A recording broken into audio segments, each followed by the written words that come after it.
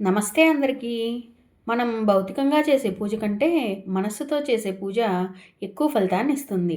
ఆధ్యాత్మిక మార్గంలో జ్ఞానం పొందడానికి గురువు ఎంత అవసరమో ముందు వీడియోలో తెలుసుకున్నాం కదా! ఈ వీడియోలో బాబా స్వయంగా చెప్పిన గురు పూజ విధానం గురించి తెలుసుకుందాం. ఓర్పుగా వినండి. మన మనస్సుని బాబా పాదముల వద్ద ఉంచి గురు పూజ ఎలా చేయాలి, ఎప్పుడు చేయాలి అనే విషయాలను తెలుసుకుందాం. అది 1906వ సంవత్సరం ఆషాఢ శుద్ధ పూర్ణిమ. దీన్ని వ్యాస పూర్ణిమగా అంతకుముందు హైందవ ప్రముఖులు నిర్ణయించారు. అష్టాదశ పురాణాలకు మూలకారకుడైన వ్యాసుని పేరున దీన్ని వ్యాస పూర్ణిమగా నిర్ణయించారు. ఆ రోజు ఉదయం బాబా సాటే మామగారైన దాదా కీల్కర్ని పిలిపించి, ఈరోజు గురు పూర్ణిమ, గురువును పూజించవలసిన రోజు. నీవు వెళ్ళి శ్యామ మొదలైన భక్తులందరినీ పూజా సామాగ్రితో తీసుకునిరా అని చెప్పగా, దాదా కేల్కర్ ఆనాడు అక్కడ ఉన్న ప్రముఖ భక్తులందరినీ సమీకరించి పూజా ద్రవ్యములతో సహా మసీదుకు తీసుకువచ్చాడు. అప్పుడు బాబా అరమోట్ కన్నులతో తన దృష్టిని అనంత దూరాల్లో ఎక్కడో కేంద్రీకరించి ఏకాగ్రతలో ఉన్నారు. వారి స్థితిని గమనించిన వారందరిలో ఏ ఒక్కరికి బాబాకు ధ్యానభంగం చేస్తూ వారిని మాట్లాడించుటకు ధైర్యం చాలలేదు. కొద్దిసేపటి తర్వాత బాబానే కళ్ళు తెరిచి ఎదురుగానున్న భక్త సమూహాన్ని చూసి ఒక క్షణకాలం మళ్ళీ మౌనం వహిస్తారు. అంతవరకు బాబా శక్తివంతులైన అద్భుత శక్తులు గల దైవస్వరూపం అనే నమ్మకం వారందరిలో ఉంది, కానీ సాయిని గురు రూపంలో పూజించాలనే భావన ఎవరికీ లేదు.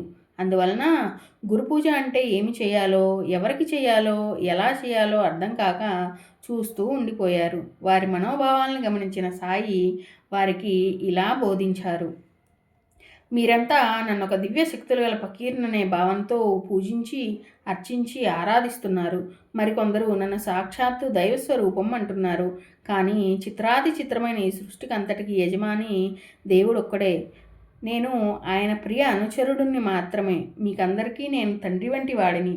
మీరు నా నుంచి ఉపయోగం పొందాలి. మీ ఆలోచనలను, ఆచరణలను భౌతికం నుంచి ఆధ్యాత్మికం వైపు మరల్చి మీ అందరిలో సత్య, ధర్మ, శాంతి, ప్రేమలను పెంచి పోషించి వాటి ద్వారా మీకు, మీ ద్వారా మానవజాతికి అంతటికీ శాంతి సౌఖ్యాలను ప్రసాదించే దారిని చూపించడానికే నేను వచ్చాను. ఇది ఈ సాయి అవతార లక్ష్యం. అందరూ దేవుళ్ళను పూజించినట్లుగా నన్ను కూడా ఒక ఫోటోలో పెట్టి పూజ చేసి ఊరుకుంటే మీరు నా వలన ఉపయోగం పొందలేరు. నన్ను మీ గురువుగా భావించి నాకు మీరు సర్వస్వ శరణాగతులై నా జీవితంలో నేను స్వయంగా ఆచరిస్తున్న విధానాలు, మీకు బోధిస్తున్న విషయాలను జాగ్రత్తగా అవగాహన చేసుకుంటూ వాటిని ఆచరణలో పెట్టాలి. మీరు చేయు పనులే మీ భవిష్యత్ జీవితాలకు, రాబోయే జన్మలకు కూడా పునాదులు. ఈనాటి ఈ వ్యాస పూర్ణిమను మీరంతా గురు పూర్ణిమగా భావించి గురువుగా నన్ను ఆరాధించి ఆనందించి తరించవచ్చును అని మృదుమధురంగాను అతి సున్నితంగాను విషయాన్ని వివరించి చెబుతారు.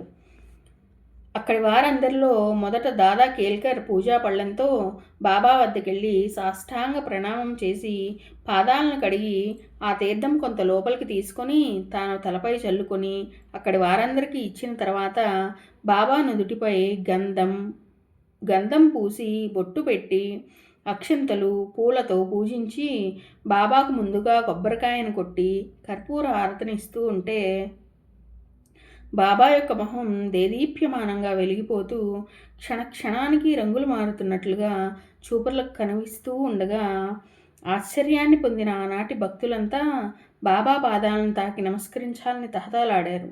వారి మనోభావాలను గమనించిన బాబా ద్వారకామాయి ముందు భాగంలో తాను లోగడ సృష్టించిన రాయి వద్దకు అడుగులో అడుగు వేసుకుంటూ నడుస్తూ ఉంటే మిగిలిన భక్తులందరూ వారి వారి పూజా పాత్రల్లో గల పూలను బాబా అడుగు వేయబోయే ముందుగా నేల మీద వేసుకుంటూ పూలపై నడిపించుకుంటూ ముందుకు వస్తారు.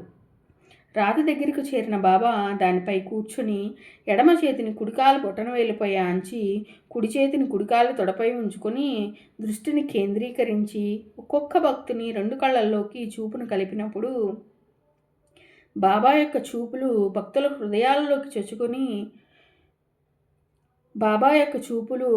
హృదయాల్లోకి చొచ్చుకొని పోయి హృదయ వీణ యొక్క తీగలు మీటినట్లుగా మధుర భావనలు హృదయంలో మొలకెత్తి అంతవరకు జీవితంలో ఎన్నడూ అనుభవించని ఆనందాన్ని వారు అనుభవిస్తూ పరవశులై బాబా పాదాల మీద తలవాల్చి నమస్కరిస్తే వారి పాదాలలో నుంచి ఏదో దివ్యశక్తి భక్తుల శరీరాలలోకి ప్రవేశించి హృదయంలోకి వెళ్తున్నట్లుగా అనుభూతి పొందారట.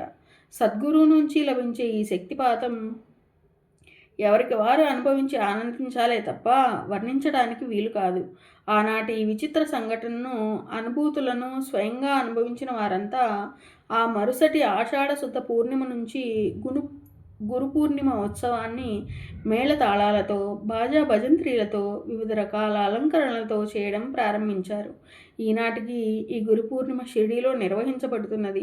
సాయి భక్తులందరికీ అతి ముఖ్యమైన ఈ గురు పూర్ణిమ నాడు తమ శక్తి కొలది అందరూ గురువును పూజించి గురు అనుగ్రహాన్ని తప్పక పొంది తీరాలి. భక్తి శ్రద్ధలతో ఆ రోజు గురు పూజ చేయు వారికి గురువు సులభ సాధ్యుడై నిరంతరం తోడుగా నీడగా ఉంటాడు. సాయిబాబా తాను స్వయంగా చెప్పిన ప్రకారం సద్గురువు కాబట్టి వారిని మించిన గురువు మనకు ఈ భూగోళంలో ఇంకొకరు దొరకరు.